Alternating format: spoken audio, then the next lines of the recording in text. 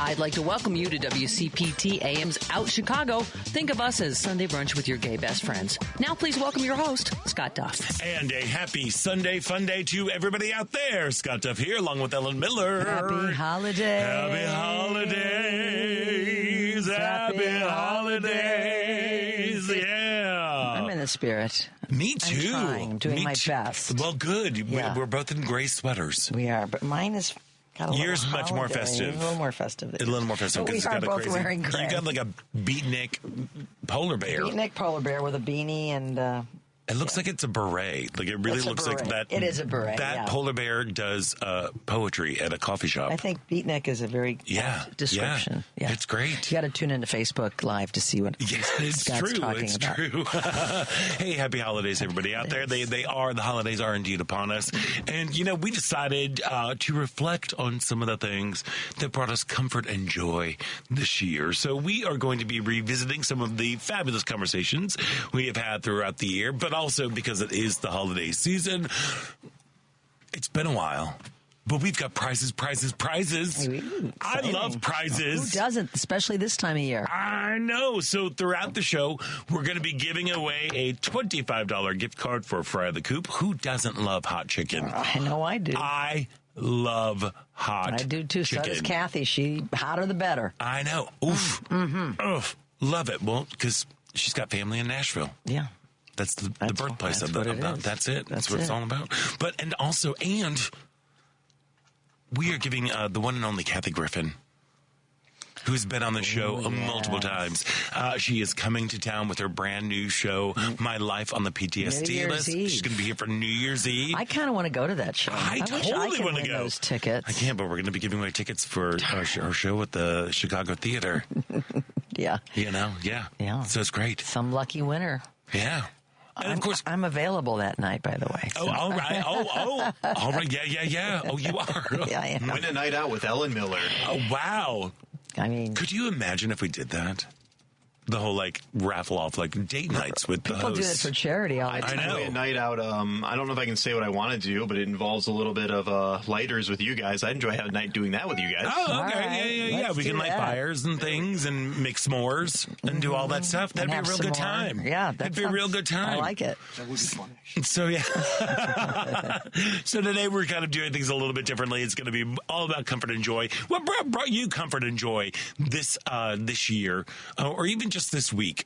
Sometimes we just got to narrow the scope down. That's how I'm on a day-to-day joy basis. Right, that is what it's supposed to be. So give us a call, 773-763-9278. The number again is 773-763-9278. And of course, you can find us on Facebook, where we're coming at you live. You can see our sweaters and our beatnik polar bears over there.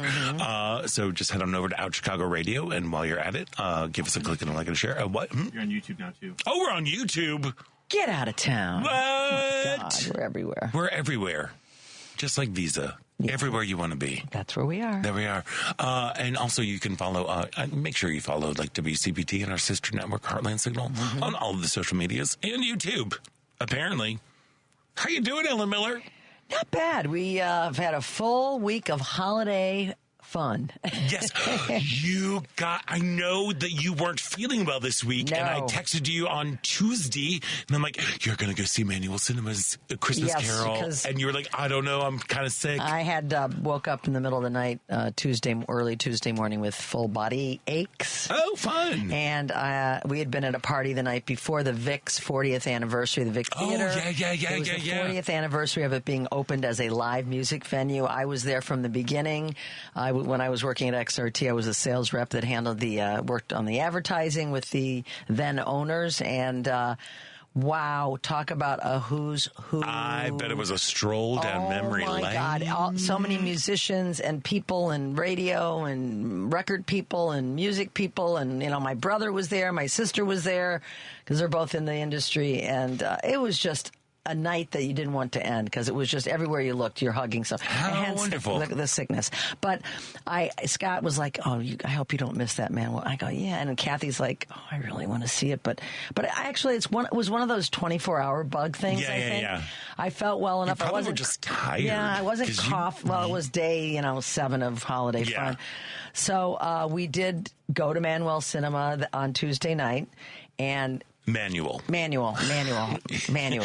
Manuel. It's Manuel. Manuel Cinema is a lovely man. That's right, Manuel Cinema, because it's done by hand. It is poignant. Wasn't it just amazing? And, it is. You can't imagine how these cardboard puppets could emote. Get so much emotion out of it. But Kathy couldn't stop thinking about it. We were a little teary-eyed, both of us. And we just loved it. It was 70 minutes long, which was perfect for us. And we were in the beautiful Studebaker Theater. I love the Studebaker. Which I'm embarrassed to say I had not been there since the Talking Heads Stop Making Sense movie, which played there for like a year back in the day. Wow. And got in trouble for getting high in the theaters. Not by the theater, but by some pesky woman sitting in back of us. That's hilarious. We were young. I was in, my early 30s. Anyway, 20s, whatever it was. But a beautiful theater, and when you go down to the restrooms, they have storyboards of the history of the theater, which is just mind-blowing, and I am just constantly amazed, Scott, at what this city offers us. If we go out, we don't need to travel. Just go run or just do something different every time downtown. Now, I know it was a shorter run. Yeah. Is it still going to be now? It's still going. I believe it's going to early January. I brought my program. I should look that up. But let me tell you, I will tell you again, this is something that you should not miss. It is an incredible show. It's Manuel Cinema's A Christmas Carol. It is basically, it feels like a one-person show, but there are like 5 or 6 puppeteers that are involved. Yes, it is. It's hard to explain and in an accurate way where you totally get the emotional impact. It really is. You just have to go, and you have until the 29th to get there. Great. Go to get there. They did something interesting. I don't know if you got to experience this when you went, but they invited, since it was the opening night of this run, they invited audience members to come on stage and see the behind-the-scenes look at how it's done. And I don't know if you saw on Facebook, but we were actually able to peek into the little theater. How do you describe it? The main. What it is, basically, the conceit of the show is it takes place during COVID times. We're all in our house, and there is this lovely woman who is carrying on the tradition. Her husband who died. Aunt Trudy. Is it her husband or her partner? Her late husband. Well, they never really married, but she considers him her husband. Yes. He had passed away, and he used to do a puppet show of Christmas Carol for the family. And so she's doing it over Zoom begrudgingly. Maybe with a little Scrooge-ish energy. Scrooge energy, yes. Yeah, and then it goes on from there. So a lot of it takes place within this little tiny puppet theater that is projected on the screen. Yeah. So we got to be behind the puppet theater, and one of the stars of the show, the young man that plays the delivery. I don't want to spoil anything, but one of the young men that's in the show, he offered to take our picture. So we were both in the puppet theater and then on the projection on the screen. I saw that. It was really a sweet thing, and everybody was gracious, and they were showing us, and the puppets, and they're just handmade. And to think they have so many that they have to keep pulling up and putting up there. And I told you I saw it 2 years in a row. Yeah. And both times I just sat there this is a nightmare for a stage manager. Yeah, all the preset for that show, because everything has to be in order and where they can just kind of grab and do things. Yep. Yeah, it's in order. You have to have them in order, and they didn't miss a beat. So that was a lovely way to spend, to get you in the holiday spirit. Downtown looked beautiful. Then we had a couple nights of rest, and then Friday night, Andrew Saw, who was on the show a few weeks ago promoting his Lonesome Holiday, he'd had 4 sold-out shows at the Hideout. Friday night was the last of the 4. It was a spectacular evening of whimsy and music and gaiety and just, again, Definitely gaiety. Gaiety, lots of gaiety. And he's such a great performer. I have a little crush on him, I have to admit. Who doesn't? He's so cute and so nice and so talented. That is the triple threat there. Cute, nice, and talented, Scott. Yes. That's why I like you, too. Thank you. But he also, like you, he's taken, and so am I. But his partner is a very sweet guy. I met him last year. But anyway, it was a beautiful night, a lot of fun. Got to meet with Andrew afterwards. I told him, watching this show, I was thinking, if I was in Europe traveling around and I was looking for a real authentic experience, a cultural experience, we're always seeking out music when we travel, and I came upon this event at the Hideout, I would have said, wow, I'm so lucky to be here. And I told him that after the show, that it's just, they came out on stage and did an intimate, they had a fake cardboard bonfire, and they stood in front of the Hideout stage, and they brought up the lights, and they did some singing. We sang, I forget the song, but it won a spiritual that people know, and people sang, and it's just like, this is what it's all about. This is why we do what we do. This is why we live where we live. It's why we love like we love, because these moments when you are communing with people over music and holidays and just general love, it just doesn't get any better. I love it. And I really had we had that great experience. So then yesterday we went over to G-Man, where our friend Joe Shanahan, who owns Metro and G-Man Tavern, he was spinning Christmas tunes along with some favorite punk and classic rock favorites. All right. And always a great time. A ton of people show up. Our friend Beth Silverman was there. Oh, yeah. Betsy Shepard, who's another PR friend. John Sauce from Jam. It's just always fun. And I surprised Joe with one of his college friends, who's one of my best friends. We all went to college together. What? Yeah. I love that. Yeah, so... our dog's doing better. Look, it was a good week. Kathy's going to be home for Christmas. I'm feeling better, so I have no complaints, my friend. I'm feeling very, very blessed. How about you? Tell me about it was your week. I've been busy. Basically, I had one day to do all of my holiday shopping. Did you go out and do it? I did. Okay. I also got a lot of parking tickets, which was very upsetting. Oh, you don't use that 8-meter app? No, I did, but I went down, I was down in Lakeview, Lincoln Park, and I'm like, oh, there we are. And I'm like, oh, boop, 2 hours. Well, I am walking around I'm going from store to store, and I was like, I wonder how much time I have left on my meter. Oh, I didn't push it on. Oh, you never did it. I never completed it. So I was like, shoot. It's like, oh, this is bad. And there were 2 tickets. 2? Yeah, because there's no city sticker. You better get that taken care of. Getting that taken And if you go do it, I think they will. I don't remember. They used to, if you bought it right away and you contest it, they'll let you slide. So you don't have to pay the fine and the city sticker. That was a pretty stupid fine. Yeah, that's the last thing you need around the holidays. Yeah, I'm sorry about that. That was fine. But Friday, it started out kind of poopy because I got that ticket. But I was still having a great time. I'm oh, look, I'm buying this and I'm buying this. And I'll buy this for me. I know, that happens. As I do. That happens. But then, I went back. I got all of Jerry's stuff done. And so I was like, I'm going to come back. Let's go walk the dog, and then we'll go out and do some shopping ourselves. And we looked really cute. We looked really... Okay, this is so superficial and dumb, but when I tell you, multiple people stopped us to tell us how cute we look. Aww. We had somebody it was great. And it wasn't even candid camera or anything. It wasn't even candid camera. And it was because we went to Lincoln Square. We were walking around there. There was somebody who was going, oh my God. Did you have reindeer antlers on or something? No, we just looked really cute. We got kind of dolled up. Jerry looked had this fabulous sweater and this big old hat and everything. Couple. And somebody was like, oh my God, you two look like you're in a Hallmark movie. I'm like, thank you. Oh, yeah. We know. We know. So we just had a lovely day, walking around Lincoln Square with all the lights up, and it's so beautiful over there. It is. I've been there quite a few times this week. This year they've got a new menorah Oh, I didn't that's know. up there. Like it's a huge menorah, but Is it's it in like, the square? It's in the square. It's like there's like the Christmas tree, there's a menorah, Okay. there's like a whole bunch of stuff that's going on. But it really, like the way that it lights up, it looks like it is shooting energy into the earth. Ooh, it is so weird. I'm like interesting. that is intense. That's an intense So we did menorah. that, and then we walked around Andersonville, and we got some goodies and treats and things, and it was it was a lovely day. And then we got home, and that night we were kind of like, what do we do? Like within 5 minutes of us walking in the door, we're like, oh, we're hungry. We don't know what's going on. There was a fire built.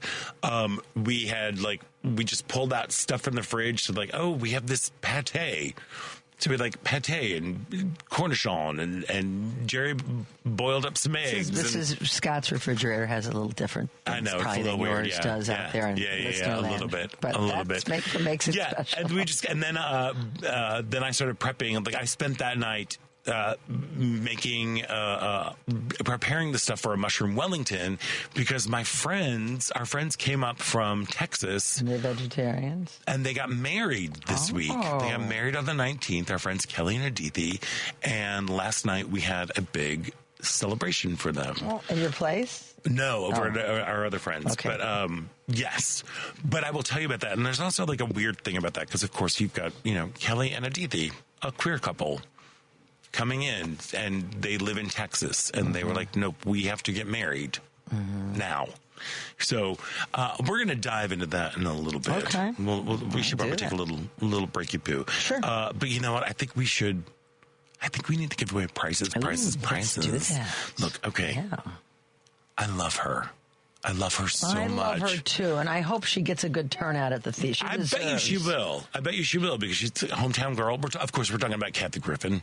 She's a passionate advocate for the LGBTQIA plus community, for women and other disenfranchised groups. And she's also a cancer survivor herself, and the hilarious fiery redhead.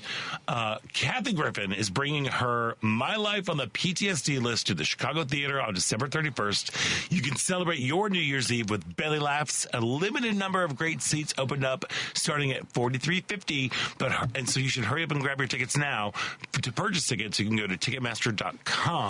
But you can also be caller number 3 right now to get a pair of tickets to go see Kathy Griffin at the Chicago Theater on New Year's Eve for My Life on the PTSD List. So give us a call, 773-763-9278. That number again is 773-763-9278. Caller number 3, you will get 2 tickets to go see Kathy Griffin's My Life on the PTSD List at the Chicago Theater. And she's got her voice back. She lost it due to the surgery. Oh, really? Yes. And she was on Kimmel a couple weeks ago, and she is back. She sounds great. Well, she made a nice just want to recovery. remind everybody the contests running on WCPT 820 are open to listeners 18 or older, residents of the greater Chicagoland, Northwest Indiana area. 1 entry per person, 1 winner per household, void where prohibited by law. Listeners may only win or qualify to win once every 30 days, so don't be greedy. Complete rules are available on our website at WCPT820.com by clicking the contest tab. So we're going to take a quick break, and when we come back, there's more Out Chicago right here on WCPT Heartland Signal.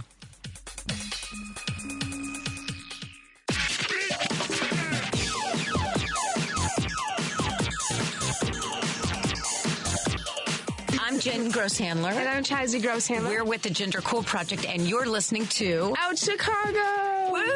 Woot, indeed. Woot, indeed. Welcome back to Out Chicago. Scott Duff here, along with Ella Miller, rolling along, talking about comfort and joy and everything. It was I have to say, we were so freaking cute on our little People shopping. Stopped you. They must have been amazingly super cute. No, I'm again, this is very superficial, and I'm a superficial person.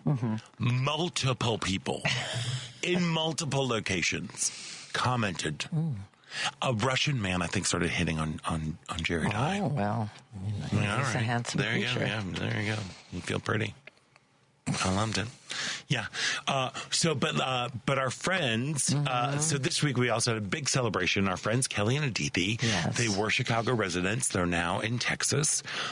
They came back to Chicago to get married. Are they 2 women or 2 men? 2 women. Okay. Because Kelly, that name could go That's either true. way. That is true. That is, yes. Okay, I don't want to assume anything. they're two queer folks. Okay. Yes. Got it. Kelly is more on the gender spectrum. Mm-hmm. Okay. Uses they, them pronouns or she, her, to just all with respect, but they're definitely, yes. And but they are really just dear, dear, dear friends of ours. And we were very excited to be hosting them, just to throw a party for them. Sure. And they're vegetarian. And man, oh man, have you ever tried to cook a vegetarian celebration meal that just looks like something? Where it's instead of it's a bunch of sides or pasta. Right. I just wanted to make it look special. You want to look like an entree. Yeah. So we ended up we made it was a beautiful feast. We've weeded out a lot of our vegetarian friends, so we don't have did to you? do it. No, I'm just kidding. I'm just kidding. Because we don't like to have to cook like that. No, I'm just kidding. I love vegetables. But. I love vegetables as well too. So I made this beautiful mushroom Wellington. I roasted a whole head of cauliflower that I'd poached and loveliness and roasted. If anybody can take vegetables to another level, and it was Scott, it's I me. trust you can do it. It's me. It's me. I can't. It was we here's some olive oil and some seasoning. There you go. Now we made it just spectacular, wonderful. Made this port wine reduction. It was gorgeous for the mushroom Wellington, and then the roasted cauliflower was sitting on a bed of creme fraiche with black olive granola. It was lovely, lovely. But it was a weird. It was a kind of a mixed bag moment because they were like, we have to get married now because they're scared. Mm-hmm. I think we all are. And how long have they been together? Oh, years. I don't know. Years. We'll say that. But they're just worried about the incoming administration. Yes, aren't we all? And what might be coming down the pike in terms of marriage equality. A lot of people are, even the Supreme Court has been saying that, though, we might be, this is probably on the chopping block. I don't know. I'm a little more optimistic. I'm definitely optimistic about that, but go on. But I have a feeling, though, if they're going to do anything, if they want to bring back DOMA, the Defense of Marriage Act, I have a feeling that it will go to a state by state thing, kind of like how they're doing with reproductive rights and reproductive health care. That's kind of what I am thinking. I don't know about you. But I want everybody out there to just kind of think about that. So, if marriage equality is struck down or it's turned over to the states, you're now dealing with a lot of people whose marriages will not be legal depending on where they live. Yeah, like we're dealing with reproductive rights, as you said, which is a nightmare. Mm-hmm. Yeah, and this is it's still wrong. part of it's wrong. It's still a part of me that I'm still kind of gobsmacked. I'm being more. I don't. You know what? I think we know he who remained nameless chose all of the hot button issues for his less educated followers. I would like to call them undereducated. Shall we call them? A lot of them, because they didn't pay attention. He hit in all the things of all their fears, and his whole goal and everything he does is to win. Yeah. He doesn't really have a goal to accomplish. He only has a goal to win power. And I don't think this country has a big enough appetite to turn over the marriage equality in this country. Yeah, I don't think so. It's far too popular, I think. I really do. And before it was the law of the land, all the statistics pointed towards the majority of Americans felt people should be able to marry who they want. Now, not everybody, but the majority. Right, yeah. And I think that now that people have gotten married and more people that people know in their families, in their lives are married, do you think people, even Republicans, are going to want to see a couple that they may have come to know all of a sudden have their marriage not count in a state, or not have the opportunity to get married if they haven't gotten married? So I am optimistic that is just a lot of his blowhard BS, and that I don't think they're going to change. Okay. That's All right. my hope. All right. I appreciate your optimism. That I kind of agree, but I think, so that's why I think, like, if something does happen, because who knows, like, SCOTUS is. Well, SCOTUS, we can't count on them for anything. At all. But they're like, if they come up and they see this case again, or decide to overturn it, like Obergefell, I think it will go back to a state's thing. I mean, that would be the absolute worst case scenario, I think. Yeah, that's kind of what I'm packing for. But with that said, we were able to celebrate the two of them. Very nice. They are just amazing human beings. It was our chosen family.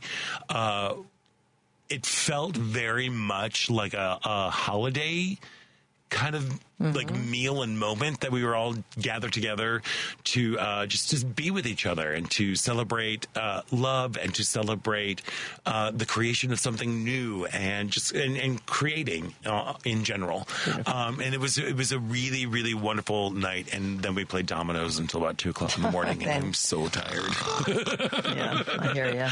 But again, folks, like this is what people are really fearful about. I know, isn't that sad? Just to show their love for one another and do what people have been doing for centuries, which is commit to one another in a legal way. Yeah.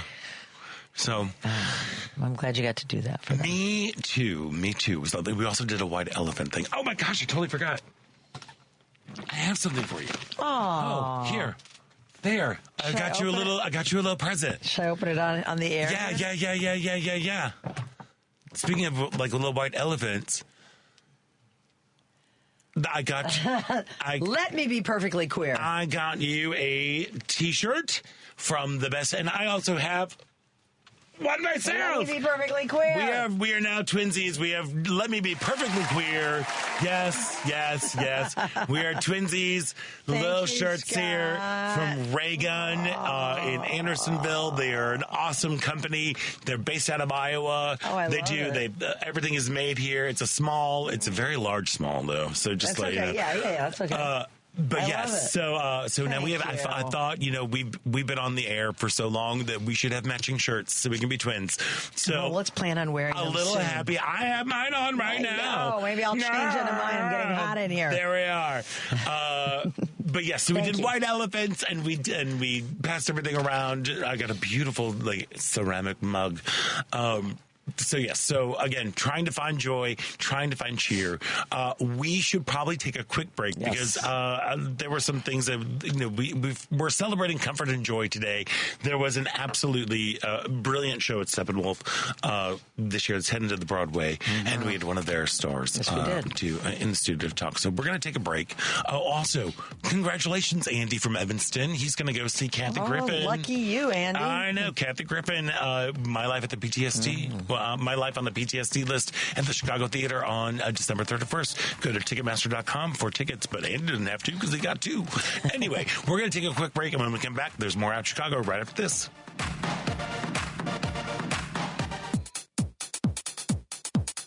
Welcome back. I'm improviser Matthew Van Colton. You're listening to Out Chicago on WCPT 820. Welcome back to Out Chicago. Scott Duff here, along with Ella Miller, rolling along. And I got to go to the phones because I think my nephew is calling in. Hello, this is Jared. Hello. Hello. How you doing? I'm great. How are you? What's going on? I'm doing awesome. Yeah. I was just scrolling Facebook and saw that you guys were live, and then I saw the ticket promo, and I thought I might call in, and then I don't know. Obviously, I didn't win, so I thought I'd just say hello. Oh, all right. Well, I'm sorry you didn't win. Well, nice to meet you. I don't think you could have won because we're related. Oh, no, he could win. He could win? Oh, yeah. All right. Well, it sucks to be you. I thought that might be an issue as well. You didn't, though, Jared. Just remember that. I cannot wait to see you. I cannot wait to see you on Thursday. I know. We're so excited. We're very, very excited. We're doing a big Boxing Day celebration. Oh, I love that. And Jared and his wife are hosting our whole family, so we're all going to be coming in. Oh, nice. Doing it. What time is it happening, by the way? I haven't asked you. You show up anytime after noon. Meal will be served around 3. Fabulous. Excellent. Excellent. And anyone else listening. All right, everybody, come on over. It'll be great. Jared. Looking forward to meeting you. It'll be great. I can't believe that you called it. I love that. So what have you and Katie been doing to celebrate getting ready for the holidays? We've run errands, trying to make sure we can fit all the people in our house. Oh, yeah. Rearranging things. Decluttering, right? Well, they've got a very large dog and then a new dog as well. Oh. Yes. That makes for some fun. Yes. All right. Well, hey, buddy. Thanks for calling in. Sorry you didn't win those tickets. Listen, It's okay. Hey, keep listening because you might be able to win some a gift certificate to Fry the Coop. Who doesn't love hot chicken? Oh, that's one of my favorites. I know, right? Favorites. I know. You used to live over in Jefferson Park, so yeah. There we go. Excellent. All right, my friend. I sure do love you. I cannot wait to see you and Katie and everybody. We're leaving Emmet at home so we can actually enjoy everything, because there's going to be dogs. Yeah. Lots of dogs. Good idea. 5 dogs. Lots of dogs going on. But I cannot wait to see you this week. All right, sounds good. Love you too. Bye. Merry Christmas, Jared. Wow, I got a phone call from my family. Aw, I wish one of mine would listen, but I don't think any of them do. Well, there we go. Yeah, Kathy listens. Kathy listens. That's all I care the about. most important That's the one. most important That's the most important one. Well, that just brought me a lot of comfort and joy. Well, that's sweet. And something that, we're looking back. It's the end of the year, and we thought we would look at things that make us happy. And this past spring, Steppenwolf premiered Brandon Jacob Jenkins' Purpose. It's an epic family drama following the Jasper family, a pillar of Black American politics. And now it's headed to Broadway next year. And we were fortunate enough to speak with one of the crazy talented ensemble members, Ayana Bria Bikari, during the Chicago run at Steppenwolf. And here is our conversation. Super duper excited to have our guest here in studio. Look, Steppenwolf has a bona fide hit on their hand with the world premiere of Brandon Jacob Jenkins' Purpose. It is an epic family drama following the Jasper family, which is a pillar of Black American politics. Run, don't walk to see this show, and the incredible cast. And joining us now is one of those people from the incredible cast, Ayana Bria Bikari. Welcome to the show. Hello, everyone. I'm so happy to be here. Nice to have you. Thank you for being here. First of all, congratulations. Ellen and I both saw the show opening week. Look, you're in for a treat when you walk into Steppenwolf and you see a dining room table.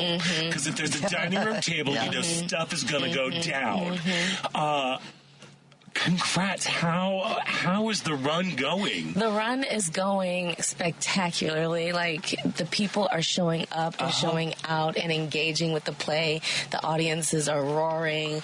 We are feeling so supported on stage by, the responses that we are receiving from the people and the team at Steppenwolf. Everybody's just so excited about this play. It truly is a blessing. Yeah. I cannot remember the last time I was in a theater where there were so many collective gasps and what? No. And I'm a goofball and I think things are funny that are weird. So if 500 people, I'll go, I will tend to laugh at that because that's funny. You are not laughing because you're going, you don't want to miss anything that's going to happen. That has got to be just as a performer, okay, this is very rare. And how about the fact that after the first act was over, I've never heard this in all my years. People were hooping and hollering before the intermission. You never hear that at the end. Then we don't need an intermission. Let's just get right to the next part. Oh my God! It just it jumped off the page. I mean, thank you. It's something special for sure, and everybody felt it, and everybody is continuing to feel it in the theater. I know we were going to ask you about the rehearsal process. Yeah. One of my friends is on the production team, and he was telling us at the party after opening night that Felicia was literally giving you pages a day or two before opening. Well, not Miss Felicia. It was Brandon. I'm sorry. Brandon was working until the very last It was second, Brandon. right? I misspoke. And that she did not flinch. He said these pages came in and she was just didn't just write in. I think maybe it has a lot to do with her work in sitcom work where they were constantly doing that, and she knew that that's how it goes. Yeah. But the fact that you all could do that 2 days beforehand, you're getting a new page, and you were. And now, one time I noticed, I think you might have ad-libbed a line on opening night, maybe one word that was so perfect that you got a laugh out of it. And I was not sure if that word, it was like a word you were at the dinner table, and it just seemed like it was a part of what you were supposed to say, and maybe you threw in an extra word.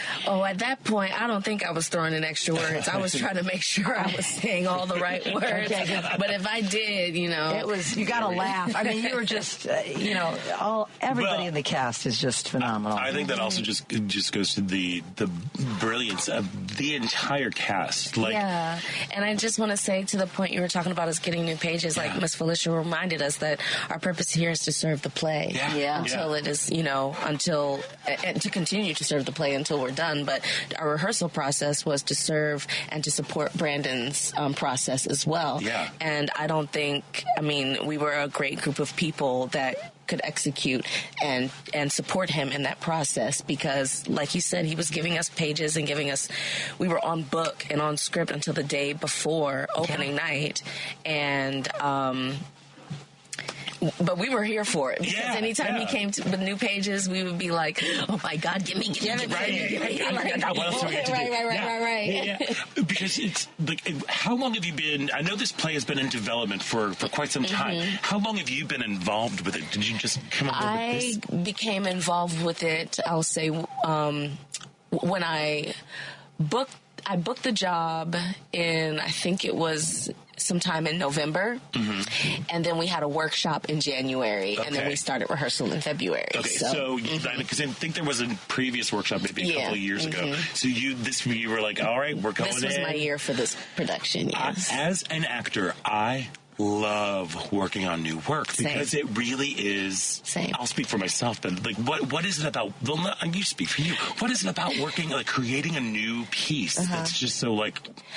Well, it's the autonomy, it's the freedom, it's the flexibility that the team, the director, and the playwright afford the actors that I love, that we get to build these characters from scratch. And they can be anything we make them, or they can just be us. And I think I played a lot around in the beginning with like trying to figure out who this woman is, just, simply based off the information that I was provided in the rehearsal process. And I think once we finally got Act 2, I was able to use the language I created in developing the first act of the play and translate it into the second act. So it carried over. It was easily carried over, though the only hard part was just memorizing everything. It's a talky play. Okay. We all have a moment in this play where we're all like, we have a really profound opinion about something, and Brandon allows us to be heard and allows us to take the time to speak on those things that we're so passionate about, or that we consider our purposes. You don't want to miss, because there's laughter, there's gasping, and scoffing. You don't want to miss a line, because every one of them is just great. It's written so it's easy to listen to, it's easy to hear, and you're just hanging on every word. I just want to, for our listeners, we keep referring to Felicia. Let's just make sure we know it's Felicia Rashad is the director, who was known for her work on The Cosby Show as Bill Cosby's wife. She's an incredible director. Incredible everything. Yeah. Okay, a teacher, inspiration, director, actor, just human being overall. Like, she really worked with us to get us to the root and the life of the play, so that even when we didn't have the script, like I said, talking about the language translating into the second act, it was so important that she built that in us in the beginning, so that when we did come to the pages, we were able to hop on it and jump on it and complete the story, because we've already done all this groundwork and foundational work with our characters in the beginning. Exactly. Sure. The other thing I heard from my internal sources was everybody in the cast was awesome. He said there's always like a stinker. There's always, there's always like some actor that's a little bit of a prima. We all smell good in this play. But everybody Everybody smells good in this play. I got that. Smelling rich. Okay. Smelling good. And you know, it shows because it's a flawless, it's, you know, nothing's perfect, but this show is just, it's what you want out of a play. It's, and if you've been a long time Steppenwolf supporter and theater goer, you know that sometimes it's, you know, they don't always happen as frequently as you wish. This kind of feeling, the August Osage County feeling that we had on I was at opening night of that show, and we knew greatness was happening there, and we all felt, those of us that were there, felt that same greatness and future for the show, which. Right away, my first words, I came home, I didn't care about any reviews, I said, this show is Broadway bound and Tony bound. I mean, really. And is there, you know, I know you probably can't, is there talk of it? Listen, Can you give us any hints? People talk, but I'm waiting for the email. I'm waiting for I'm waiting to read it, you know. I'm coming to New York. I'm coming to New York. Shoot, I'm coming too. And, you know, I hope so. I hope they want me, you know. But I'm just saying, like, all the talk is great because the more we put that energy into the universe, I mean, yes. How can the universe deny It's going to happen. Well, so if you're just joining us, we are speaking with Ayana Bria Bikari, part of the incredible cast of the ensemble piece Purpose that is having its world premiere at Steppenwolf right now. You play Aziza, who is kind of like, that would be the role I'd want to play. Yeah, because right. it is like, it's the outsider. You are the fish out of water. The guest, you know. The guest into this home, which, when it is, you're dealing with this very important family. And I believe it's your character who, there's so many incredible speeches. Like, no, go ahead. But there's talking about Black excellence and about what it means to live up to that. Oh, yeah, I think that's the character Morgan. Morgan, okay, yeah. Well, she's talking to Naz, Oh, I can't even. Alana Arena. She scares the crap. Oh, my God. She's fire. She is fire in the whole thing. That Act 1, she might have 5 lines, I think, but I'm like, look out. The loudest one in the room. The loudest one in the room, yeah. But there's like... how did you, I mean, I know you talked a little bit about the process, but how did you come into this being like, okay, so I'm the fish out of water, I'm coming into here. What was that? It was kind of like life imitating art imitating life kind of moment, because I am the youngest and person in the cast, also working on stage with all these really established, great actors, from Tamara to John Hill, and like all these people that I have aspired to work with for so long, working with people who raised me in TV and film, you know. And Alana actually is one of the first people I met when I moved to Chicago to go study at DePaul, because she's an alumni. She was on an alumni panel, and my father was like, get her phone number. Right. And then I saw her in a show at Steppenwolf called The Fundamentals, and I was sitting with my best friend in the audience, and I was like, this is where I want to be. This is where I want to be. And now I am there, like on stage with her, sharing space and telling an amazing story. It's really like Ayana felt like Aziza in the beginning of the process, because it's like everybody knows each other, everybody's worked with each other before. You know, I'm just like, I don't know, I'm just a youngin' here, you know, and I'm smiling like, you were on my wall. Exactly, you were on my wall. Exactly, I watched you on TV growing up, and now we're colleagues, and so, you know, through that process of actually working with everyone, I settled in and I got my wiggles out. And, you know, I'm here. I'm a professional too. Like I'm in this building, okay? But that feeling that Ayana felt is something that I let live in Aziza, and I continue to let live in her through this production, because that feeling of just being surrounded by such power and such elegance and such, you know, excellence is something that Aziza is so, like, attracted to and just so grateful to be a part of, you know, until stuff happens. Can we let our listeners know that this, you know, the political family that's, if you look at the play and you're from Chicago, you see some very distinct similarities between a political family here in Chicago, down to some, you know, details. Have any of Betty from that family, where I'm talking about the Jackson family, did any of them, have any of them come to see the show, to your knowledge? Not to my knowledge. I was sitting in back of Mayor Lightfoot, and Mayor Brandon Johnson was also there that night. So people that have, that know the Jackson family were there, of course, and who know politics, obviously, and I was like, during watching it, thinking, what are they thinking about right now? What are these? Listen, I hope that I understand that there is this political family in Chicago that some people may, make parallels to the play. People may make parallels, yes. But I hope what people get from it is that it is a play about family and all types of family that deal with these kind of situations. Right. And I think that anyone that comes to the show will be able to see themselves or someone they recognize, or someone they know or think they know, on the stage. Sure. Because this is not, an uncommon story to happen. They're, about powerful families and then somebody coming in doing some weird stuff and, uprooting all the work that, the patriarch has, established for the family. That this is a story that happens. It's powerful families or just families, as you said, that are, have a modicum of success, and then they have some flies in the ointment, so to speak. Yeah. Yeah. So one of the things that I loved about this play is, as we've been talking about, is y'all deal with some very big, we touch on Greek, a lot. the Greek tragedy sides issues. Gosh, I'm knocking over things. That's how big they are. And yet it all comes back to everything is all rooted about this family. How do you? Was there ever the urge to, because of these incredibly powerful monologues, your monologue in Act 2, just stop? About the pandemic. About the pandemic and about all of the violence and unrest and everything and how we all seem to have forgotten it.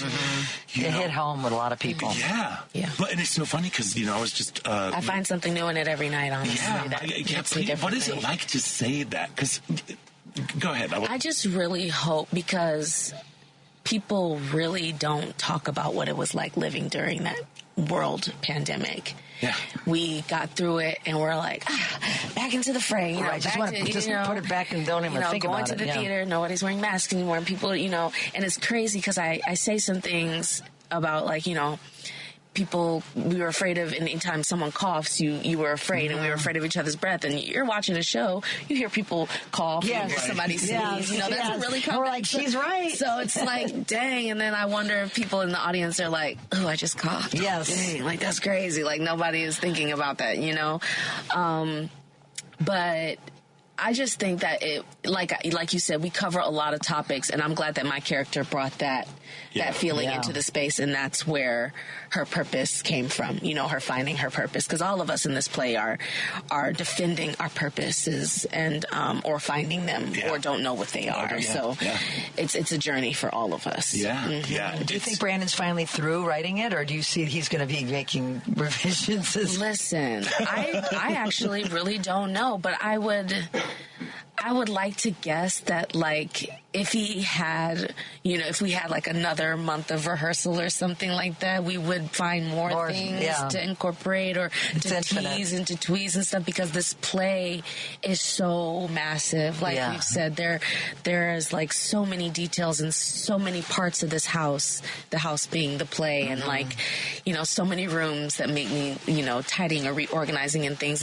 But what we have and what we're living in right now is enough, and it's so beautiful. But you always can dust up something here and there, sweep, or open up this closet, open the closet and see what comes out, and then sort through those things. But I hope that we, or Brandon, gets more opportunities to really play and massage and explore and discover this play. Because I think it's a masterpiece, and it's a map. It is. All of that. And you can see at the opening when you were all gathering for pictures, Felicia, Brandon, the cast, you could really feel by just looking at the body language of how you all feel about each other, about Brandon, and about the work you just did. Yeah. And that is magic. Yeah. And it comes through in the show. Yeah. And I also want to say about Aziza's, like, she is a openly queer character on stage. And like you said, like, you would want to play Aziza's part. I feel like she kind of is, like, saying or experiencing everything the audience is experiencing in real time. Because these people, this family knows each other, you know, and Aziza just came to do one little thing and then got right into the mix. Get your phone back, and then, oh, wait, I'm here now. And now, like captive. Yeah. I mean, they're like, you can't go, it's going to snow. I know, they were not trying to let me. Provide our perspective. Nazareth is trying to save me. Nazareth is trying to save you, and the mom swoops in, almost like a Bond villain with a cat. You're like, no, you're going to stay here. You're mine. That should be my daughter-in-law. Yeah, well, we'll talk about that. One thing that, like, I first encountered your work at Steppenwolf with last night and the night before, which you were phenomenal in. Thank you. This play, like many actors, when you go see the theater, you are like, what are they doing? How would I do this? Oh. You cannot see the work. Thank you. It is effortless. Your moment in Act 2, I'm just like, I'm on the edge of my seat, and I'm just like, literally, like, watching all of you on stage, but you in particular. It really is like, this is I'm watching Aziza. Yeah. And I just want to goof over you because it is just your work, the work of the entire production team. Like, you just feel the love and the care that has gone in there, and it has become such a part of this ensemble of actors, which I know is a very big important thing for Steppenwolf. But you are clearly this unit. And you operate as this living thing. It's crazy because when you all saw it opening week, man, we, like you said, we had just officially gotten off book.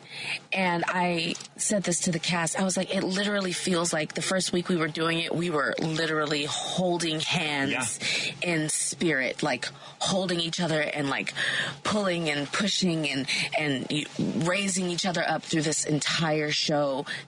And just, I could feel everybody being present for everybody. And now that we're going into our fourth week of doing the show, we are free to experiment with things and grow and like try new things and like really deepen the connections between everybody and not feel like the lines are, or not knowing the lines or something that's you're free. We're free, exactly, to grow and to try new things. And yeah, I want to see it again at the end. I always say come back for a second play. Right? The first thing Kathy, my wife, said was, we got to see it again. I saw you first in the Niceties at the Writers, and I thought, that young woman is going to be huge because of that performance that I saw. Was that one of your first? That was not one of my first, but that is like the second show. That's actually the first show I did that made me join Equity. Okay. So when I went out to Writers, because I was going to do 2 shows at Writers that season, the Niceties and Stickfly, and my agents were like, just join Equity. And then I haven't turned back ever since, obviously. Back. No, you had that was a wise choice. That was a powerful piece and a very pivotal piece for me in my career, and it really solidified why it is that I do what I do. I do it for my people, and I do these stories, and I tell these stories for the liberation and to, enlighten and to encourage Black people, queer people. And I'm very passionate that I get to tell a story about a Black family being a queer woman in this play.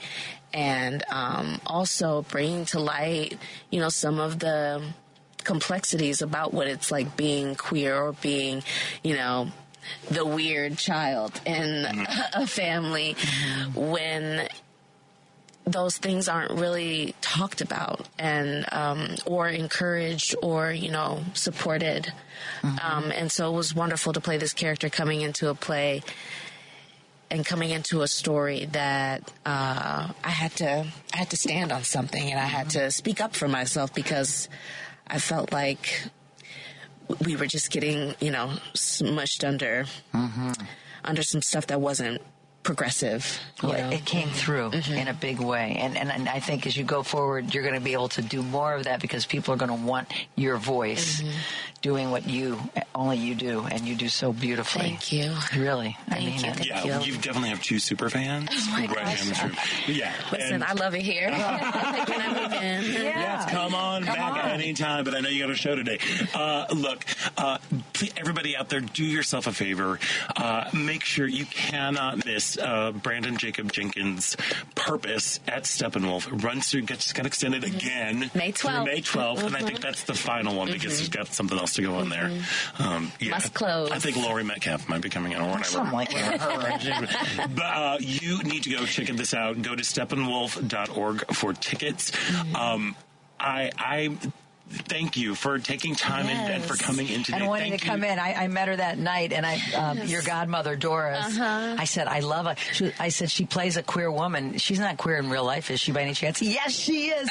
I'm getting her on the show. And I went and met you. Yeah. So here you are. Yeah. So thank you for wanting to come in. Of course. I'll come in anytime. I'm in the city. Right. I'll be here. All right. Excellent. And again, thank you for the beautiful work that you have done throughout your career. I'm so looking forward to watching what is next for you. Yes. Thank you. Because you really there's something about you that's just. Anyway, I'm going to stop because I'm going to cry now, too, because I'm just so happy. Go see Purpose at Steppenwolf through May 12th. Steppenwolf.org. Don't hesitate. Ayana Bria Bikari, thank you so much, and have a fabulous rest of the run. Thank you. All right. Thank you. We've got to take a quick break, and when we come back, there's more Out Chicago right here on WCPT.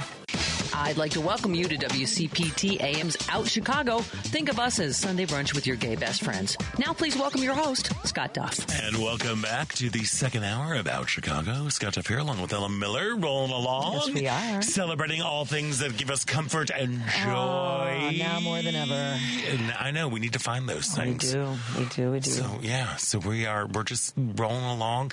We had an embarrassment of riches with our incredible guests this year. So many people. I was going back through the list. I'm going oh my God, what? We did this? What? I know. When you put it all together and see the highlights of the year, it's we've been very fortunate to have some great guests. It's been really, really great. Yeah. And hopefully we're, spreading some comfort and joy as well. And so we are going to be revisiting a couple of the conversations that we had. One we're going to be revisiting that actually happened last year. But in 2023. But it's still good to hear it. It's still a good one. Yeah. Yes, it's a very good one. I cried through most of it. I know you do. I cry. I cry a lot. What is wrong with me? We love you, Scott. Very emotional. It's the spirit of the season and all that jazz that goes on. But hey, not only are we providing comfort and joy for us, we want to give comfort and joy for you. So we've got prizes. I love it. Fry the Coop is the destination for hot chicken in Chicagoland, giving a Southern original, a Midwest touch, whether you want heat or no heat. Featuring chicken sandwiches, tenders, chicken and waffles. I am so hungry. And now chicken and waffles. Yum. Girl, chicken and waffles is amazing. I love that. Give me a hot chicken sandwich any day of the week. And now they've got nuggets. And I hear they're just down the street. We love to taste your food, and we can really talk about it from our heart and our stomach. We are. I know. So just where to find us. These are everything that they do is delivering. Well, yeah. And if they don't, I know where they hit the gift cards. Oh, yeah. We can't do that though. Yeah. Because according to the WCPT website. Oh yeah. We're human. But they're rare. But hey, everything they do is delivering happiness in each crunchy bite. Proudly not using seed oils, frying all of their menu items in 100% beef tallow. Come on now. Delish. You stop by Fry the Coop today at one of its many locations from Oak Lawn, Chicago, Elmhurst, Darien, Prospect Heights, Tinley Park, and Bolingbrook. You can have no heat, mild, medium, hot, or crazy insanity. I cannot do the crazy insanity. I have tried. Yeah, that's too much. It's a lot. I do like hot, but crazy insanity. I know when to draw the No. Forget about it. But you know what? To celebrate, Fry the Coop has given WCPT $25 gift cards. It's our little gift to you. So caller number 3. Today is a perfect day for some hot chicken. Oh, yeah, it is. Don't you think? Oh, definitely. I mean, because it's cold out, and I love it when you eat a hot chicken sandwich and you kind of like feel a little heat. It makes the top of your head sweat. It's good. So caller number 2. We're just going to do caller number 2. We'll get a $25 gift card to Fry the Coop. Just give us a call, 773-763-9278. 773-763-9278. That will get you a $25 gift card to Fry the Coop. And just a reminder, contest running on WCPT 820 are open to listeners 18 or older and residents of the greater Chicagoland, Northwest Indiana area. 1 entry per person, 1 winner per household. Void where prohibited by law. Listeners may only win or qualify to win once every 30 days. Don't be greedy. Andy from Evanston, you cannot call. You cannot get chicken. You'll have to go there yourself. Complete rules are available on our website at WCPT820.com by clicking the contest tab. So again, caller number 2, 2773-763-9278. There we are.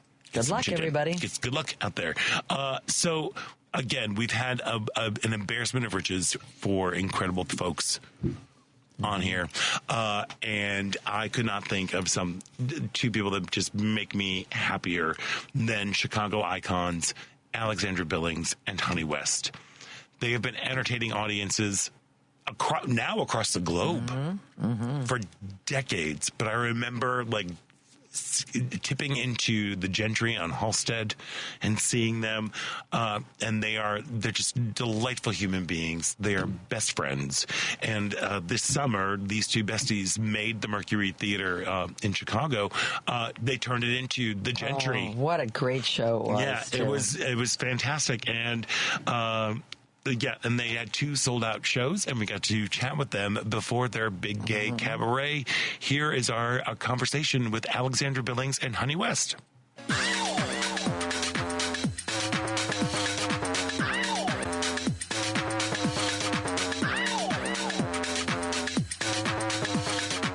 I'm Jen Grosshandler. And I'm Chizzy Grosshandler. We're with the Gender Cool Project, and you're listening to Out Chicago! Woot! That always makes me smile. Jazzy makes me giggle. There we are. Welcome back to Out Chicago. Scott Duff and Ella Miller rolling along. Super duper duper beyond duper pooper excited about our next 2 guests because they are they're incredible human beings. Yes, two icons are back together again for 2 nights of the Big Gay Cabaret at the Mercury Theater, August 9th and 10th. The legendary duo and real-life besties. Welcome back to the show, Alexandra Billings and Honey West. Welcome. Hello. Hi, kids. Hi there. Good to have you. Honey, are you there? Here. Oh, yeah, I am. Okay, great. Hi, babes. Hi, how are you? First of all, hey, before we get started chatting on everything, I just want to say congratulations on some of the recent stuff that you've been doing. Honey West, you just slayed in Theo Ubique's A Little Night Music. As my arm felt. There we are. Alexandra, you had a lovely little concert at a little tiny hall in New York. Carnegie. Maybe by the name of Carnegie. Congratulations, my friends. Thanks, friend. It was super fun. It was unbelievable and super fun. Yeah. You know, I'm so glad that I have the 2 of you together because I've got a question. How did you 2 meet? God, we keep getting asked this question, and neither of us can remember. I'm sure. We're so incredible. I think at first, but we can't. We literally can't remember. Honey, you go. You tell this better than I do. Well, when I was doing Dirty Dreams at Puj Studios on Broadway, she was doing Gertrude Stein and Companion at Straw Dog.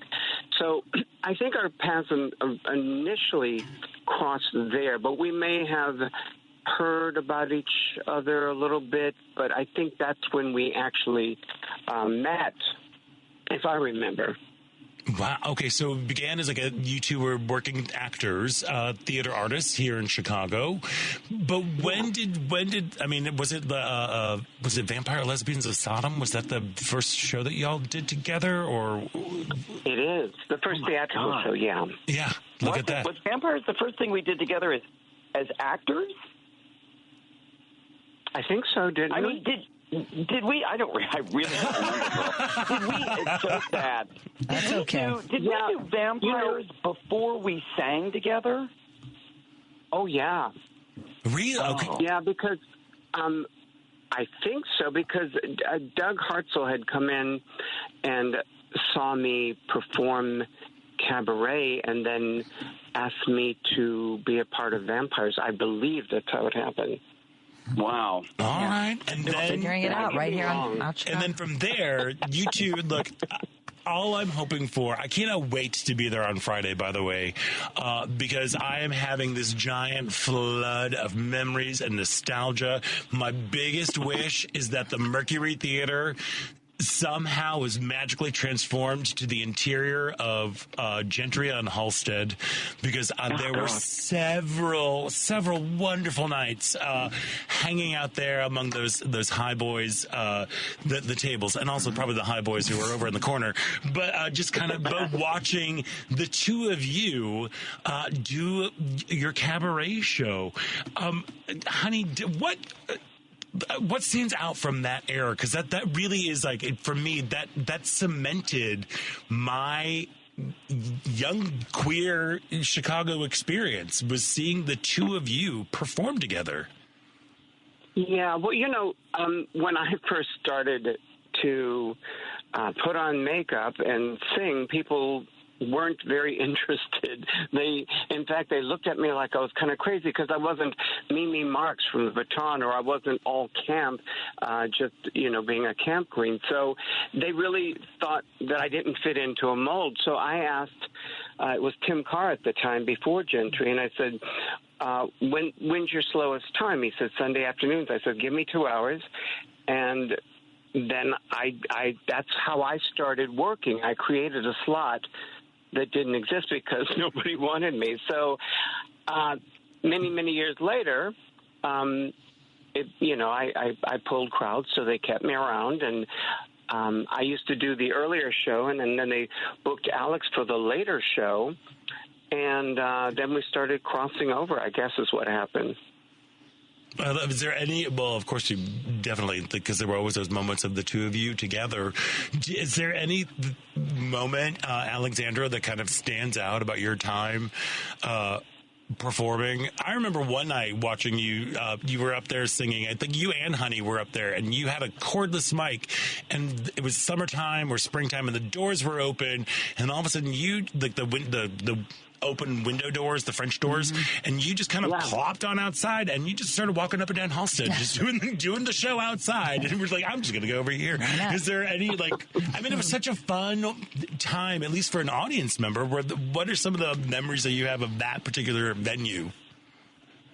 Well, things those days are sort of gone, which is really sad because a lot of those clubs have closed.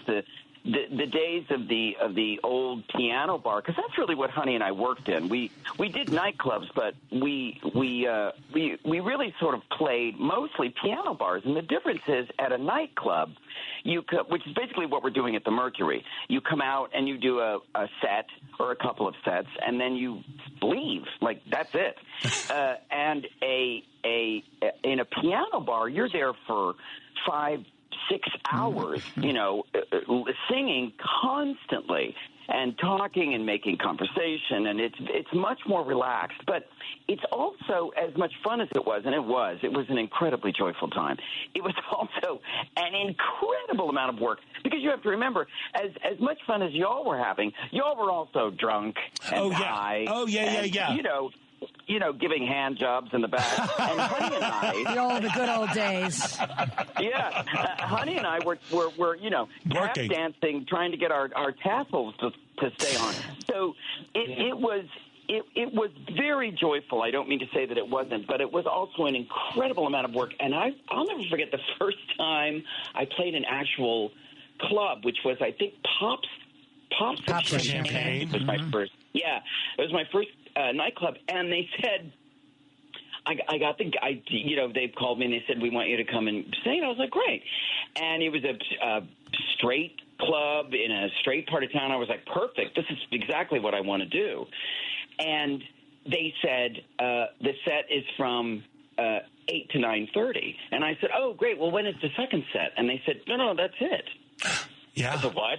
What? And they said, no, that's it. And I said, well, I don't even know that I could do an hour and a half. I don't even know what that means. So, because I've been so used to stretching my music out for, 4 or 5 hours. Right. So, once I started to play the nightclubs, I really didn't go back to the piano bars. Right. Yeah, you tasted the other It's life. a lot less work. Well, yeah, I found that we could do, or I could do, and Honey and I found this out together as we started to play theaters, that we could do what we did in those piano bars in an hour and a half and have just as much fun and be just as ridiculous, and then, be home, before the sun comes up on Denny's. Right. So can you give us an idea of what you both have in store for us with the Big Gay Cabaret happening this weekend at the Mercury? Well, I think a lot of people... What are you gonna do, girl? Give us a little tease. Give us a teaser of what's going on. What Scott said, I think it's the same for us. And many people that knew us back then, that it's a nostalgia. It's bringing back a lot of feelings and memories, and it was a different time. So we're going to do some of the stuff that people expect because they're asking for it. And then we'll do, typically we'll do a little banter and some opening, and then I will do a set, and then a little more duets and bantering. Alex does a set, and then, there's different ways we can end the show once we get well into it. So it's kind of a formula, but we're still we have a lot of flexibility.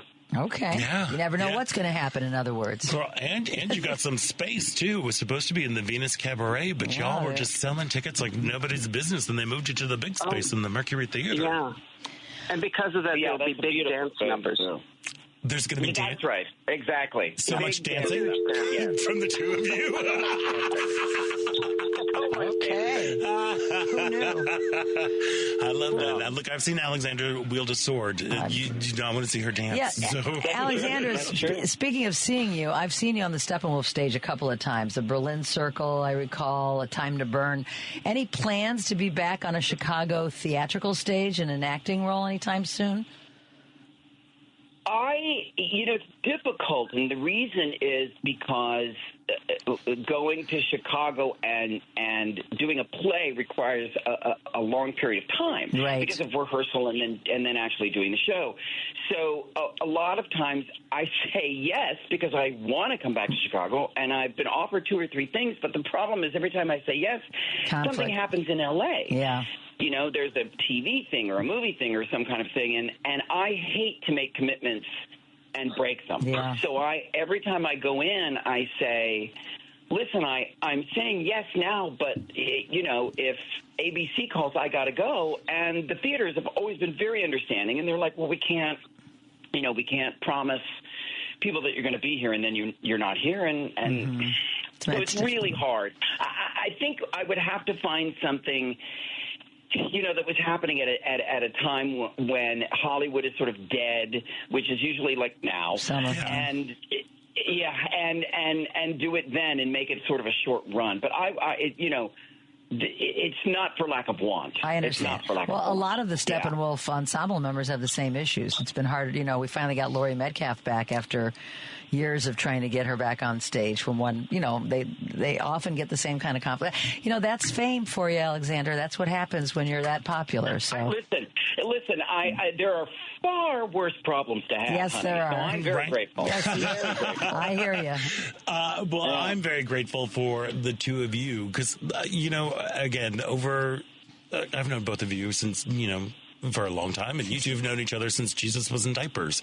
And watching your chemistry and your talent together is always just really, really inspiring and just a delight. But it's also, it's very heartfelt because you two have really been bosom buddies for decades. I want to ask, but here's my Barbara Walters question. Here we go. To both of you, what do you what do you admire most about the other person? Very good. I have always tried to surround myself with people who were smarter and kinder and had a gift that I didn't have. And that certainly is Honey. Mm-hmm. And I'll tell you, more than anything is her ability to be a truth teller. And that has saved my life. Yeah. She has been able to say to me many, many times, don't do this or do this. Or, I mean, she really is the main reason I have a Hollywood career, because I came out here and I was very reticent. And I said, I had just done something, ER or something, and I said, I didn't like it out there. They're sort of mean and transphobic and icky. And she said, but listen, they're casting you. Mm-hmm. And you have to, she's the one who explained this to me. You, in order for the rules to change, you actually have to go in and play the game. So go in and say yes to everything. And then once you get it, then start saying no. And that has really worked for the last 15 years for me. So her love and friendship has saved my life many, many, many times. Wow. That's heavy. Honey, how does that make you feel? Oh, wonderful. You know, I always looked up to her because she was always so calm, so confident. Mm-hmm. And I was never confident. And I would see her do things that would just take a room and wrench them into a knot and then make them laugh. I was always in awe of what she's able to do and how she beat down doors, especially in the theatrical world, before I did. And probably I might not have had that opportunity if it had not been for her. You know, the world has changed so much. Mm-hmm. And what I want to tell people now is that just because you don't see me, or I don't need you to see me for me to exist, a lot of people are judging all of marginalized people on whether they see that in you, whether they see if you're a woman or if they see that you are a gay man. And you don't have to see me for me to exist, so it's okay. Don't see me, but I'm still here. Mm-hmm. And yeah, well, let me tell you, like the two of you really, like, you've been inspirations for me for a very, very long time. And I, again, happy to call you friends, proud to call you friends, and I'm so freaking excited to come and see you all at the Big Gay Cabaret, because you really, like, the two of you are just like extra, you're extra special. There's something remarkable, and with all the work that you both do. So thank you for bringing so much joy. Thank you for bringing so much inspiration. Thank you for allowing the queer community and beyond a place to gather and to feel things deeply and to contemplate some really big ideas, and also, throw in a fart joke at the end. It's like, I mean, that's the show without a good fart joke. I don't know. That's why I do a good fart joke, or I try to, at least every show that we have here. Listen, my friends, living legends, inspirational performance, and pretty swell humans to boot. Thank you so much for joining us today. Chicago cannot wait to come see the Big Gay Cabaret featuring Honey West and Alexandra Billings, August 9th and 10th at the Mercury Theater. And are there tickets still available? I don't know. I mean, there might be I'm guessing we're almost sold out. And ticket, maybe too. But if you need to, go to biggaycabaret.com. Honey West, Alexandra Billings, you are superstars and wonderful humans. Can't wait to see you at the Big Gay Cabaret. Break a leg this weekend. Thanks, guys. You're welcome. Thank you. Take care. Thank you. All right, we've got to take a quick break, and when we get back, it is the final thrilling show-stopping moments about Chicago right here on WCPT.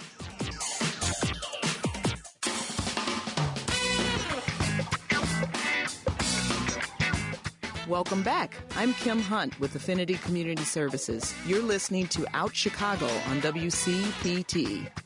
Welcome back to Out Chicago. Scott Duff here and Ellen Miller rolling along, celebrating things that bring us comfort and joy this holiday season. And I want to congratulate Peter from Oakbrook, who won a gift card to Fry the Coop. Way to Talk go, about Peter. comfort and joy. Hot chicken, yum. 5475 North Milwaukee. Feel free to drop it off. Drop us off the bite.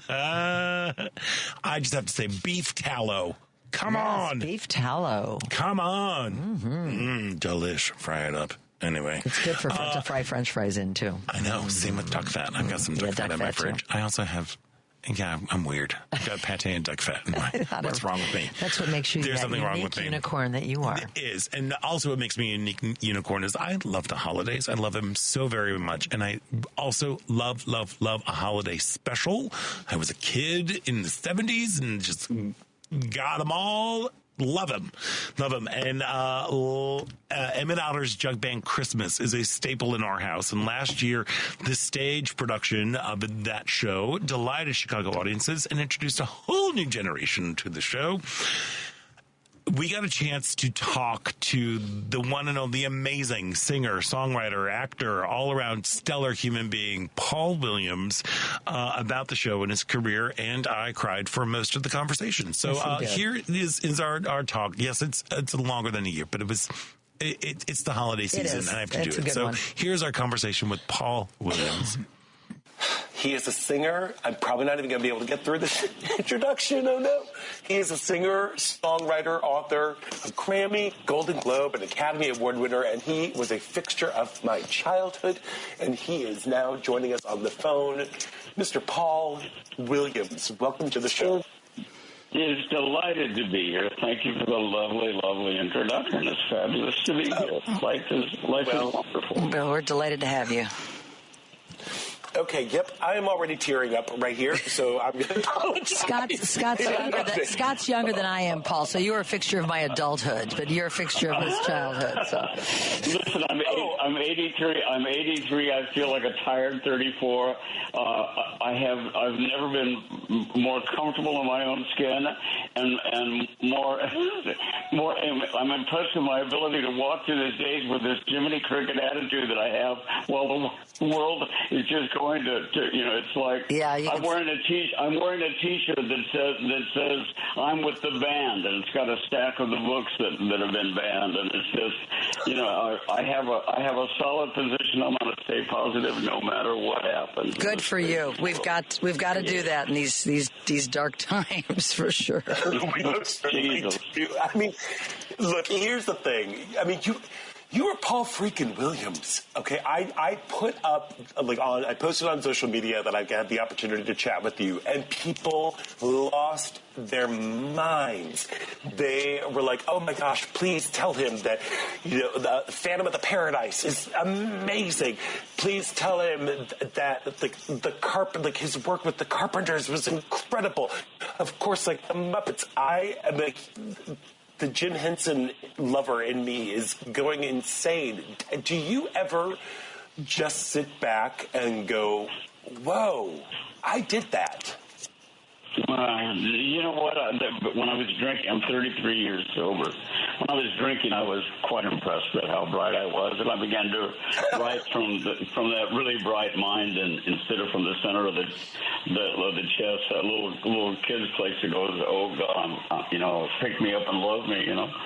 Spent my life writing codependent anthems and everything, and then when I started to get successful, and when I began to, I always joked that alcohol made me big enough to feel like I was big enough to deal with the rest of the world, and cocaine made me feel like I could shoot basketball for money. And there's, when your confidence begins to drift into arrogance, what you begin to create begins to be really impressive to the to the person who thinks he's creating, and does not really connect with the world around you, because you're beginning to disconnect from that world. I will tell you, in sobriety, this is the longest answer hopefully you'll get from me today, but I have to tell you that at this point in my life, my name is on all those wonderful, wonderful projects. But I mean, if I backed up the influences and just that sense of where is this coming from? This is just all a gift. It's the stories. It's the essence of Jim Henson. It's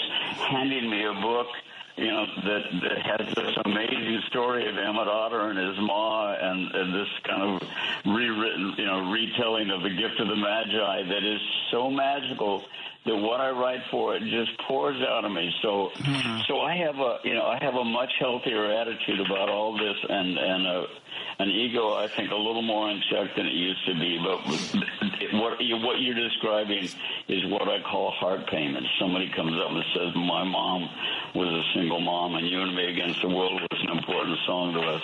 For me and for Kenny, and I wrote that song with, we go, oh, God, thank you. Aww. Oh, no, Paul Williams, let me tell you, I remember sitting down, my mom, okay, sorry, I had a single mom, and the two of us sat down and we watched Emmet Otter's Jug Band Christmas together, and it gave me all the feels. It's giving me all the feels right now. My husband, it was just telling me about how he would watch Emmet Otter's Jug Band Christmas, and then he's from Mississippi, and he would go out into the woods, and he would literally just roam the woods as a little child singing the music comes through, and it was, I know, oh my God, could you be any gayer? That was just the gayest thing on the planet. But it's your music and your words have a profound effect on people. So let me interrupt and say two things. And this is not going to take hours and all, but I want to say two things. When you start crying, there's a part of my very essence that just reaches out, puts my arms around you and pulls you closer to me, because this is exactly what I need out of this world, is people with open hearts like that. That speaks so much about your strength to me. Aww. That speaks totally about your strength to me. And now I want to brag about this, the fact that this is out anything. In 1977, before my gay daughter was born, I took out a full-page ad against Anita Bryant in Daily Variety. I took out an ad that said, Mr. and Mrs. Paul Williams, in response to Anita Bryant's crusade, have stopped drinking ... screwdrivers, which is made with orange juice. Yes. It was, and when my daughter married her partner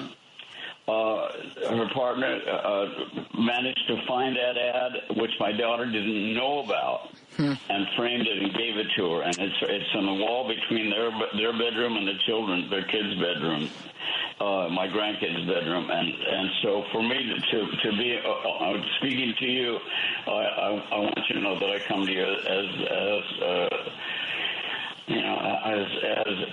feeling as if I'm being enfolded right now by part of my tribe, and I hope that I can always rise to be the kind of advocate that is desperately needed right now in this world. You have a beautiful and open heart, and it's evident from the start by the kind of music you have and songs you have penned over the years. So you've put it out there for people, and people like Scott and so many in the world have felt your open heart, Paul. So we thank you for that. Thank you. And I feel just right back.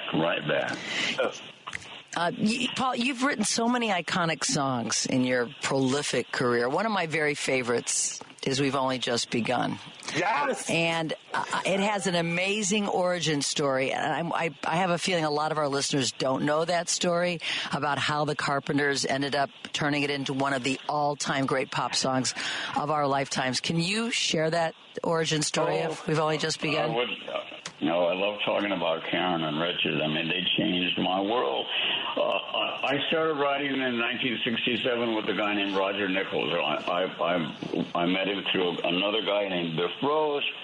Roger and I started writing for about 4 years. We wrote songs that were recorded. They were album cuts. They were B-sides. We never heard anything on the radio. I mean, it was like, are we ever going to hear it? And, you know, when you're in your 20s, 3 years is like a lifetime. So it's like, I got that's it. We were making a great living. Nobody knew who we were. And all of a sudden, one day, there's a knock on Roger's office door. We have both had offices at A&M Records. And it's Herb Alper, and he says, I want to introduce you to A&M's newest recording artist, Herb. These are the Carpenters, Richard and Karen. And they looked at us and they said, oh, my God, we love your recording of Trust by the Peppermint Trolley Company. And Steve Lawrence's Drifter is great. It's like they knew, and we were like, oh, my God, we're famous. We're famous. Somebody actually knows who we are. And that was the beginning of our relationship. And Roger and I wrote a song. It was on the B-side of Close to You, but it was the B-side. It was not the single. And we desperately, anything we wrote, we would want to show to Karen and Richard to get to your story about. We've only just begun, had all the romantic beginnings of a bank commercial. Roger and I were writing, and a friend of his was a great lyricist named Tony Asher.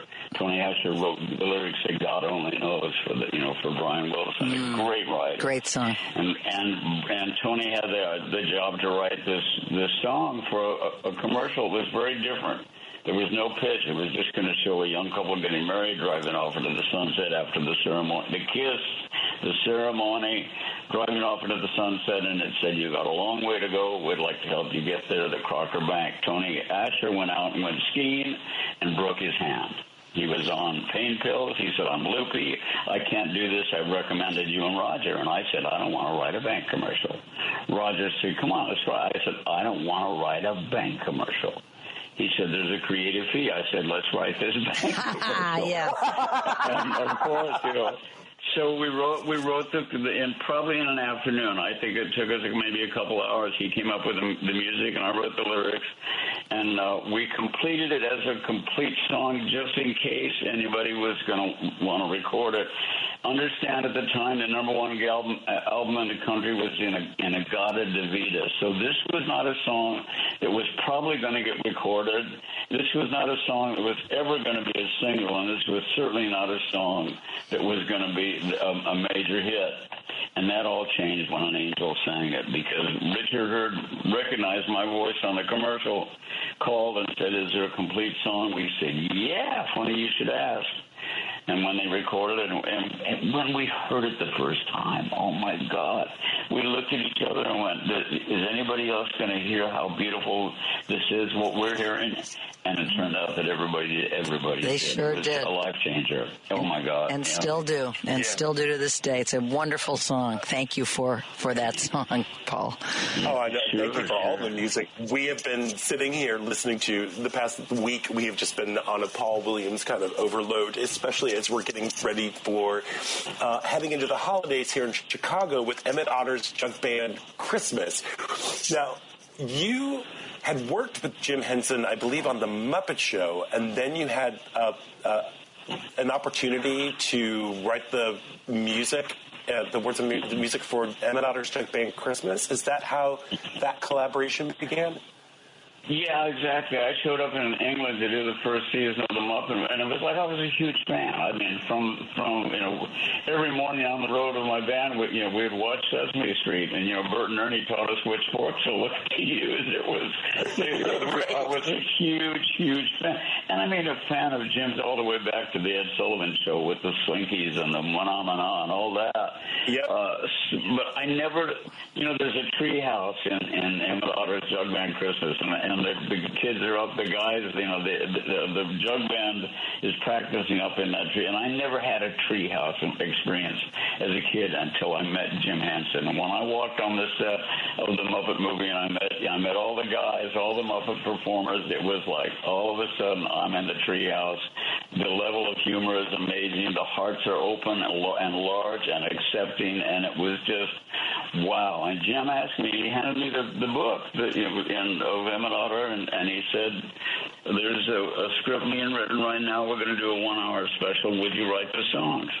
Words and music. And I did. And it's interesting because the songs are very Americana, and it's not really what I was writing, but the story spoke to me. Jim's energy is in anything and everything I've written that had anything to do with the Muppets, including the Muppet Christmas Carol, which was written. I wrote words and music to that after Jim had passed. But he is absolutely in every word. I feel his presence. Oh. And yeah, Paul, look at the birds up on the tree. We're not birds. We're a jug band. Scott forgot to mention something.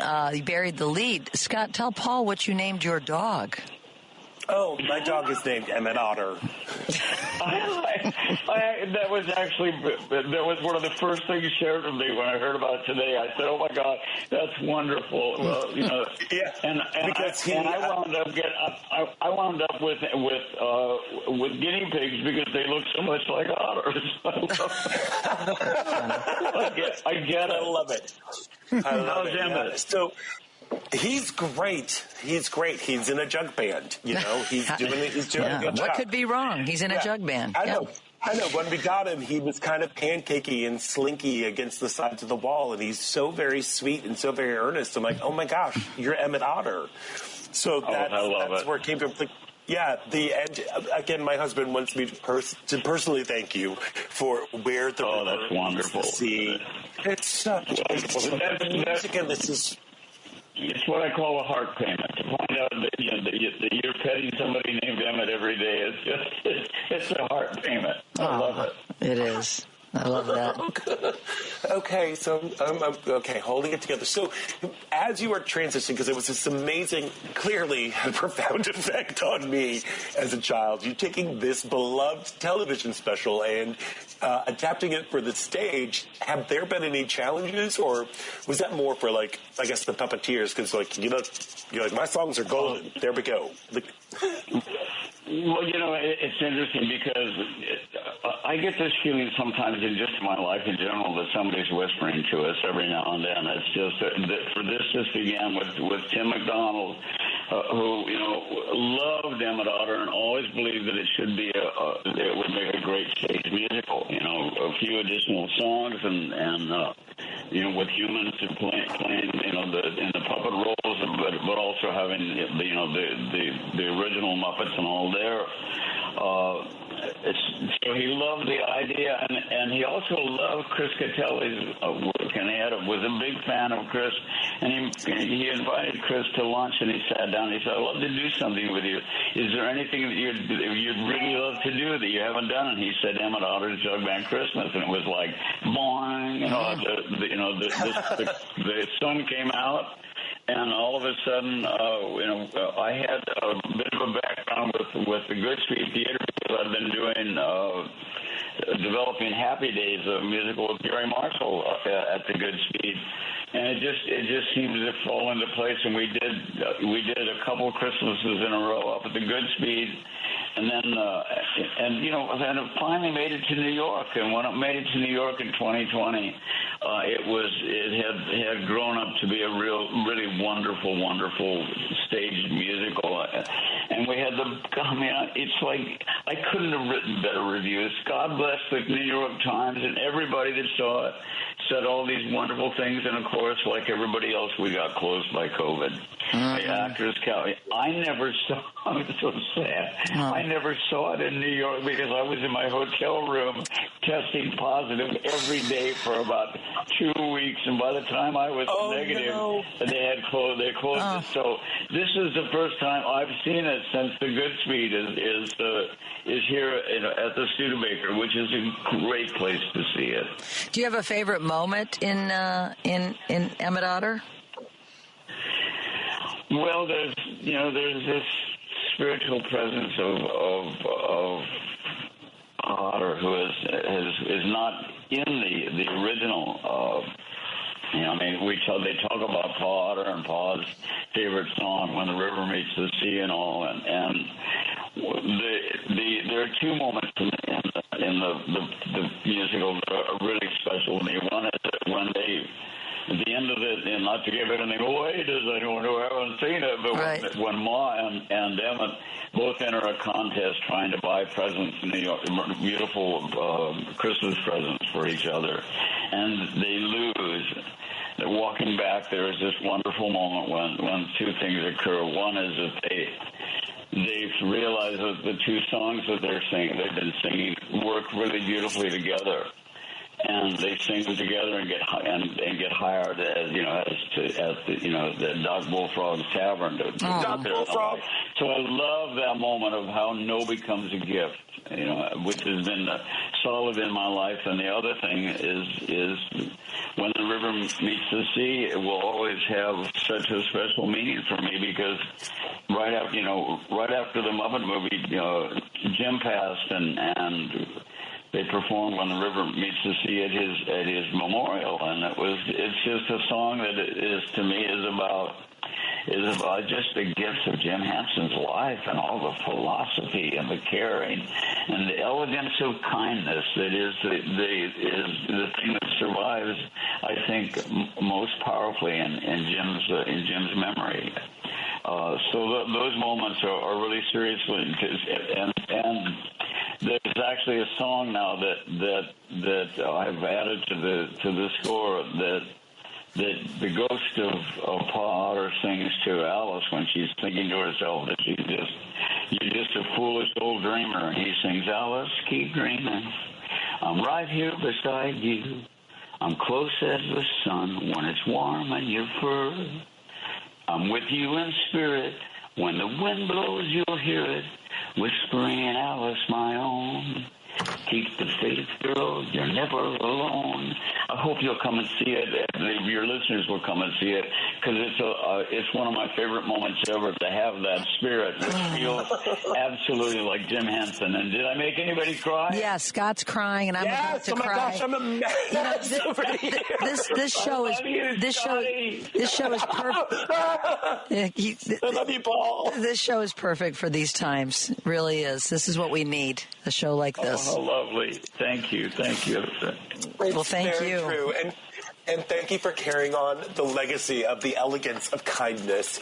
Yes. And thank you for the music, and thank you for the love.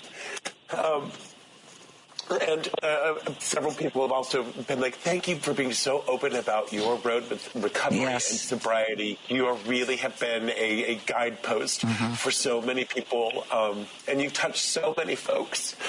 I'm nothing but grateful, and Scott, I'm nothing but grateful, and I think that the gratitude and generosity are fuel. I think if anybody feels like their life is a little bogged down, go out and do something in service to another human being and watch everything get better. Amen to that, Paul. There you go. Amen to that. All right. I'm going to pull myself together so I can do this outro. Make sure that you check out Emmet Otter's Chuck Bag Christmas at Chicago's historic Studebaker Theater.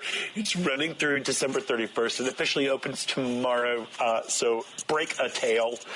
It features songs by the legendary Paul Williams. If you want to find out, get some tickets, go to fineartsbuilding.com/Studebaker.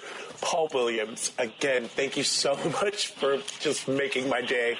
It's a you guys are delightful. Come and say hi. Just come and come and grab me by the neck and say, "Come here," and give me a big hug. I really look forward to it. I will, but I've got COVID. He's got COVID. He's not in the studio. But oh my God! Are you going to be in town for a little while, or are you just going to be here for tomorrow? I actually just spent this weekend. I just got back. I was here. I spent the weekend in Berkshire at a museum where they did a retrospective. I'm going to go home to Huntington Beach for about a week and everything. I'll be back, I think, on the 6th. I'll be here for about 5 days with my kids and grandkids coming in to see it as well. So hopefully you'll be testing negative by then and can come and we can say hi and break bread or something. Oh, that's beautiful. Oh my gosh, that's great. I'll give you my number, Paul. Can I call you Paul? Well, okay. Yeah, you know what? You've got my number, and please use it. Shoot me a text, and I'll get you all the contact information. Oh, that's fantastic. Oh my gosh, he will love that. Here. All right, Paul Williams, go and be magical. Thank you, Paul Williams. We love having you with us. I love you all. You have made my day. God bless. Yep, and I am crying again. Crying a just year listening later. to it. Like, it really was like a very big moment for me. That's sweet, Scott. You're sweet. I'm such a mess. But anyway, we want nothing but comfort and joy for all of you out there, not just this week, but like throughout the year.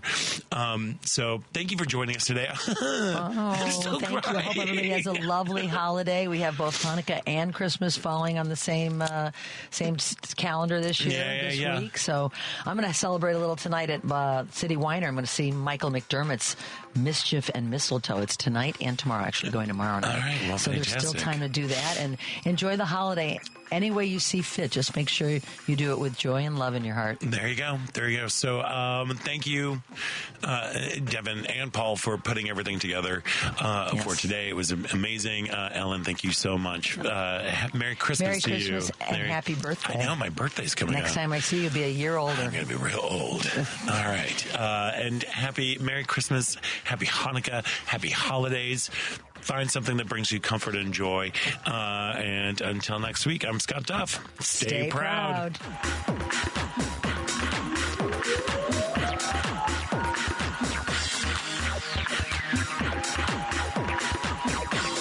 Jew's Views with Richard Jew. General Grant on the show yesterday. He thought that you would be an excellent candidate for mayor because Eric's a great guy, y'all. We've had that conversation before. I'm going to agree with him. However, there is a person that I am dutifully and lovingly married to. I'm going to stay married until I die, not because I decided to throw my hat in the ring to run for mayor of the city of Chicago. That's my very political answer and response. Richard Jew, weekday mornings at 6. Make this season even brighter by lighting up every drive with the unrivaled performance of a new Porsche from the Porsche Exchange in Highland Park. Stop in today to test drive the latest models, including a